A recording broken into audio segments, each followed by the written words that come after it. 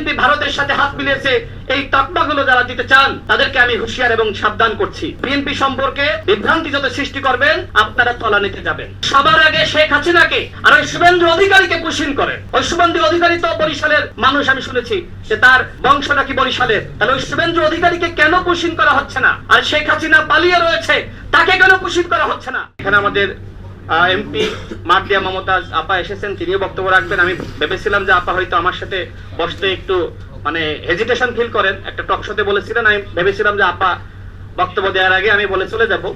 তো যাই হোক, আমি যে কথা বলতে চাই শোনেন। বর্তমানে বিএনপি সরকার ক্ষমতায় রয়েছে। বিএনপি সরকারকে যদি আপনারা সবাই সহযোগিতা করেন, ইনশাআল্লাহ এই যে সীমান্তে যে পুশিনের ঘটনা ঘটছে, এই পুশিনের ঘটনা ঘটানো হচ্ছে পরিকল্পিতভাবে এই সরকারকে আনস্টেবল করার জন্য।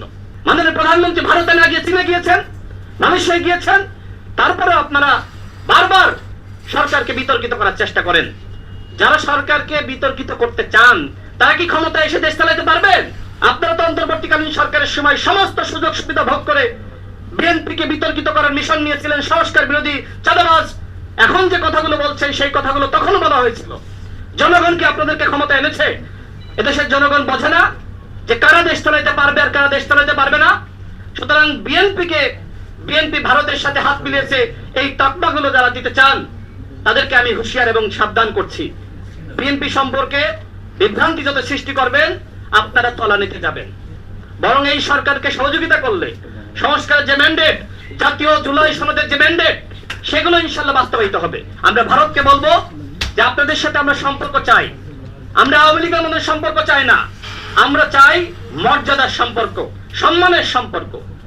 আমরা প্রতিবেশীকে অস্বীকার করতে পারি না, কিন্তু সেই প্রতিবেশী যদি সবসময় আমাকে ব্যর্থ করার চেষ্টা করে, সেই প্রতিবেশী যদি সবসময় মনে করে যে বাংলাদেশ কোন রাষ্ট্র নয়, ৭১ আমরা তাদেরকে সহযোগিতা করেছিলাম, সুতরাং এখন আমরা যেভাবে চাইবো বাংলাদেশ সেইভাবে চলবে, এটাকে আমরা মানবো? ৭১ ভারত তার প্রয়োজনে সহযোগিতা করেছে, আর এদেশের মানুষ নিপীড়িত হচ্ছিল, শোষিত হচ্ছিল, বঞ্চিত হচ্ছিল, যে কারণে এদেশের জনগণ অস্ত্র হাতে তুলে নিয়েছিল। সুতরাং ভারত যদি মনে করে যে আজীবন প্রতিদান দিতে হবে, এত মাথা নিচু করে বাংলাদেশের জনগণ বসবাস করবে না। পুশিনের যদি আর ঘটনা আপনারা ঘটাইতে চান, সেক্ষেত্রে আমি বলবো যে সবার আগে শেখ হাসিনাকে আর ওই শুভেন্দু অধিকারীকে পুশিন করেন। ওই শুভেন্দু অধিকারী তো বরিশালের মানুষ, আমি শুনেছি যে তার বংশ নাকি বরিশালের। তাহলে ওই শুভেন্দু অধিকারীকে কেন পুশিন করা হচ্ছে না? আর শেখ হাসিনা পালিয়ে রয়েছে, তাকে কেন পুশিন করা হচ্ছে না? পুশিন যদি এতই ভালো লাগে, বাংলাদেশি বলে পুশিন করেন, তাহলে শেখ হাসিনা তো বাংলাদেশি, আওয়ামী লীগের যারা পালিয়ে আছে ওরা বাংলাদেশি।